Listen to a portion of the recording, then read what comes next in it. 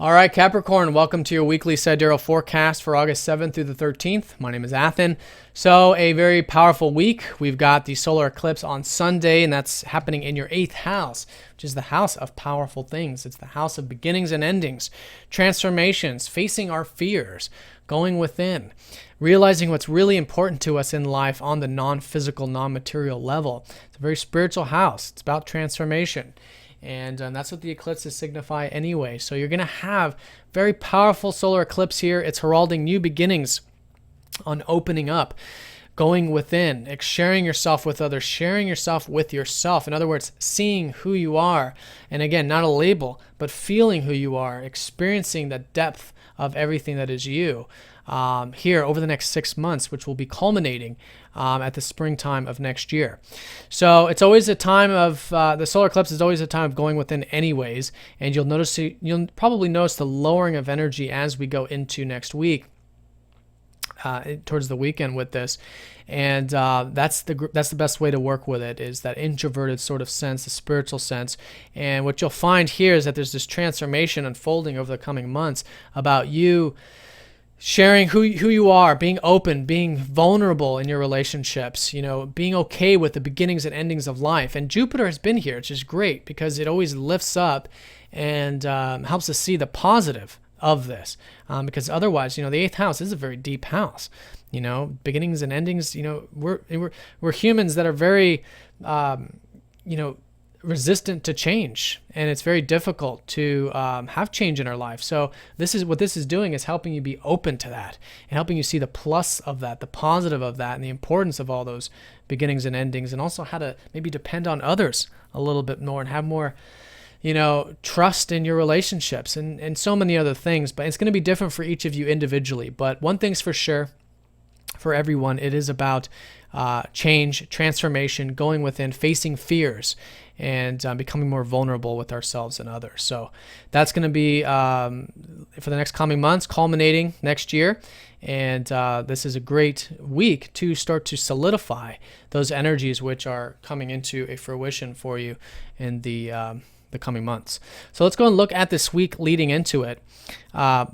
We do have some important aspects. Mars is trining up to Uranus, and Mercury is squaring up to Pluto this work week, part of the week. So with that being said, there is this kind of bang out of the week. Mars trining up to Uranus is actually quite exciting. This is all involving that 8th house.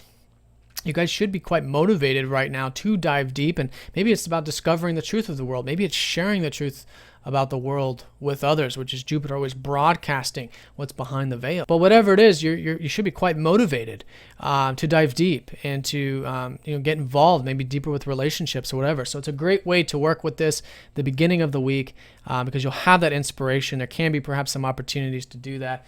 Depending on your personal chart, but it could also be shared resources. Inheritance for some of you is another thing of the 8th house, etc. So basically anything that is shared or non-ours, the things we don't personally possess, is the 8th house. But inspiration, motivation, and that's to see things for how they are. Now, with that being said, Mercury does square up to Pluto during the same time period of the work week. So you guys probably are thinking more about philosophy, spiritualizing, maybe doing some studying of the philosophical type, or thinking about travel or whatever. That's Mercury in the 9th house, and so it's important this week to not get too caught up in your own philosophical ideas. Mercury, who is about our thinking, squaring up to Pluto, which can sometimes in a square position be obsession, be frustration, be trying to, assert our ego drives, our own personal goals and gains, which Pluto ends up destroying the ego, which allows us to really see things for how they are. So anyways, see things for how they are and be open to change. Be open to changing your philosophy, your outlook, and try not to get too rigid and too self-oriented or even self-centered in regards to your ideas. And through that, what you'll find is it's very constructive. It's actually a very good week for diving deep with things, to study, to really get down to the matter of your philosophy and of things relating to that 9th house. And all that can be very constructive when you are open to being the agent of change versus resisting it, which can cause those frustrations and things. So that's going to be the case for all of us. I'm pretty much reading it the same as I did for the other signs. But for you, it's involving specifically that ninth house energy. And as you can see here, that's the work week. So then as we go into the weekend, as we approach that solar eclipse, we do have some important energies. Mercury does sextile up to Venus. So there is that leisurely kind of energy about Mercury and Venus to get some rest, and maybe that'll be coming out of a lot of intense sort of things we might be working on during the week. Yeah, that's quite nice. It's an opportunity there. Both the planets are very slow, so that it's prolonging the transit. Transit's going into next week. And yeah, enjoying the simple pleasures in general could be quite nice over the weekend. Now, with that being said, that solar eclipse is about going within anyways and getting that rest. And with that going on, there are some oppositions. The solar eclipse and the sun, for that matter, will be opposing up to Chiron, and Jupiter will be opposing up to Neptune. And this is all this energy, for those of you who've been following my weeklies, been talking about the balancing of the 8th house with the 2nd house.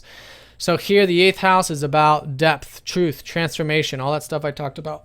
Excuse me. The 2nd house is about the material, the simple pleasures. So it's about having faith and trust with the finances, faith and trust with the material aspects of life, the simple pleasures, and balancing this. And so essentially what this means is that enjoy the simple pleasures in a way that you're grateful. You have that gratitude. You have that faith and trust that everything is unfolding how it is supposed to in that 2nd house. And that'll help neutralize and help balance a lot of this energy in your 8th.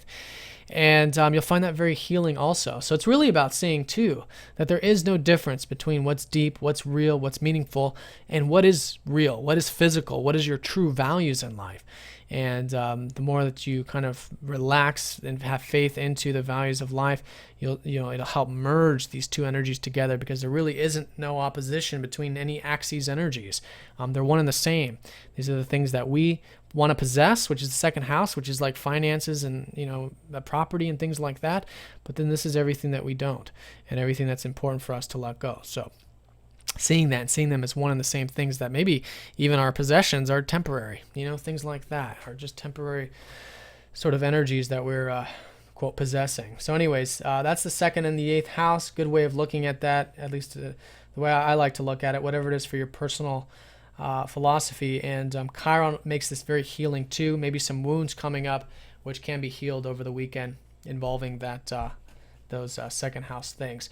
Now, all of that is supporting and is facilitating these ideals. Now, Jupiter opposing up to Neptune, like I've been saying for all the other signs too, is watch any type of over-idealizing either of these two areas. Okay, stay very grounded, stay very practical, very real this weekend, especially as we go into next week, and that'll help build a solid foundation for the solar eclipse energy, which is shifting up as the coming weeks unfold, all relating to what is really meaningful to you, and relationships on a deeper level, and everything that is really the raw truth of life.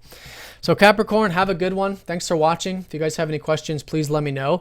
If you're new to Sidereal Astrology, do check the description down below for more information. Your sign might be different. And of course, if you'd like a personal reading, please get in touch. All right, Capricorn, see you next time.